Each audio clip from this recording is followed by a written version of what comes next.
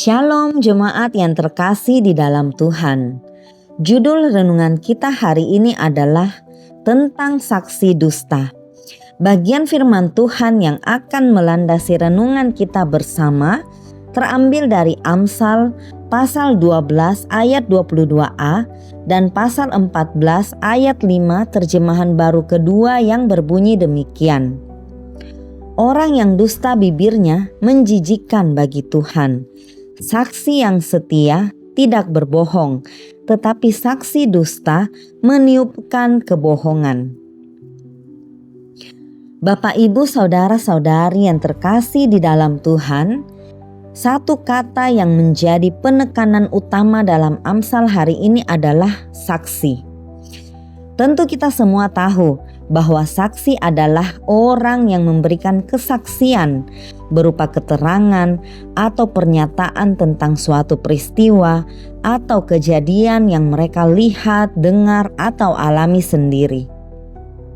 Dengan pemahaman yang berlaku umum seperti yang disampaikan tadi, maka kita akan lebih banyak menjumpai kata saksi dalam proses hukum, baik itu pengadilan, investigasi, ataupun penelitian. Dan saksi pun memiliki peran penting dalam membantu menentukan kebenaran dan keadilan dalam berbagai konteks.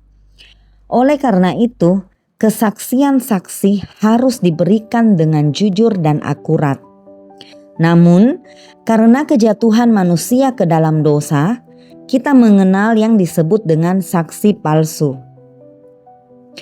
Dalam Amsal hari ini pun kita menjumpai istilah tersebut. Seorang saksi palsu diberikan untuk mengalihkan jalan perkara ke arah yang diinginkan oleh pihak yang berkuasa. Seperti yang terdapat dalam 1 Raja-Raja 21 yang menceritakan tentang kisah Ahab, Raja Israel yang ingin memiliki kebun anggur Nabot, seorang warga Yisrael. Ahab meminta Nabot untuk menjual kebun anggurnya yang terkenal sangat subur dan letaknya pun dekat dengan istananya. Namun, Nabot menolak menjual kebun anggur tersebut karena merupakan warisan dari nenek moyangnya. Ahab merasa kesal dan gusar karena penolakan Nabot. Izebel istrinya kemudian merancang pembunuhan Nabot dengan cara memfitnahnya, dengan menghadirkan saksi palsu yang memberikan kesaksian bahwa Nabot telah mengutuk Allah dan raja, sehingga akhirnya Nabot pun dihukum mati dengan dilempari batu. Tuhan murka dengan tindakan Ahab dan Izebel. Lalu Allah kembali mengutus Nabi Elia untuk menyampaikan penghukuman kepada Ahab. Elia mengatakan bahwa Ahab akan mati dan keluarganya akan dihukum oleh karena dosa-dosanya. Setelah mendengar penghukuman dari Tuhan, Ahab merendahkan diri dengan mengoyakkan pakaiannya, mengenakan kain kabun, dan berpuasa. Tuhan kemudian memutuskan untuk menunda penghukuman atas keluarga Ahab sampai masa pemerintahan anaknya. Dalam bagian ini kita menemukan bahwa satu kebenaran, yaitu Allah membenci saksi dusta. Bahkan Allah menghukum Ahab dan keturunannya atas saksi dusta yang dihadirkan oleh Izebel hingga Nabot dikenakan hukuman mati. Bapak, Ibu, saudara-saudari yang terkasih di dalam Tuhan, pernahkah kita menjumpai saksi dusta dalam kehidupan kita? Ternyata tanpa kita sadari, saksi dusta itu ada di sekitar kita, dan seringkali kita menemukan perilaku saksi dusta ini dalam kebiasaan orang yang suka berbohong atau suka mengada-ngada, seperti yang dituliskan dalam Amsal hari ini.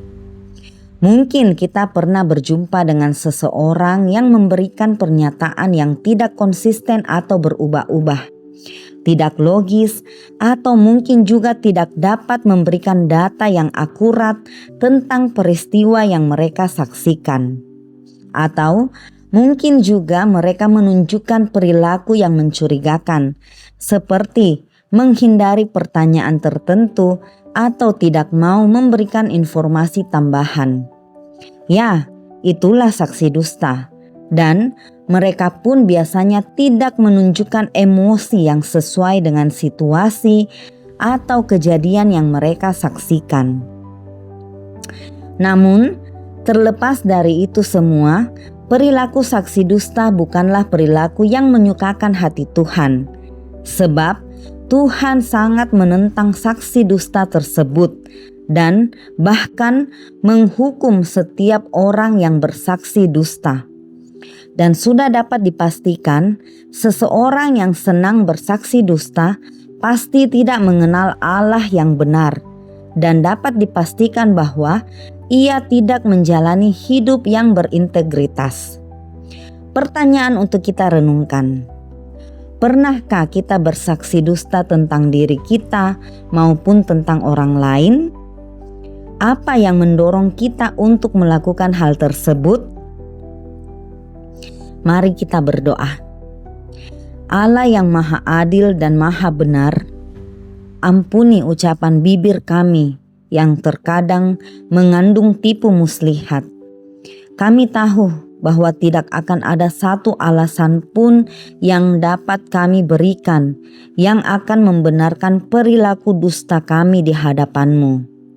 Ampuni kami, sucikan kami, ubah hati kami, perbaharui hidup kami. Amin. Demikianlah renungan kita bersama pada hari ini. Kiranya kita boleh terus bertumbuh setiap hari di dalam Tuhan.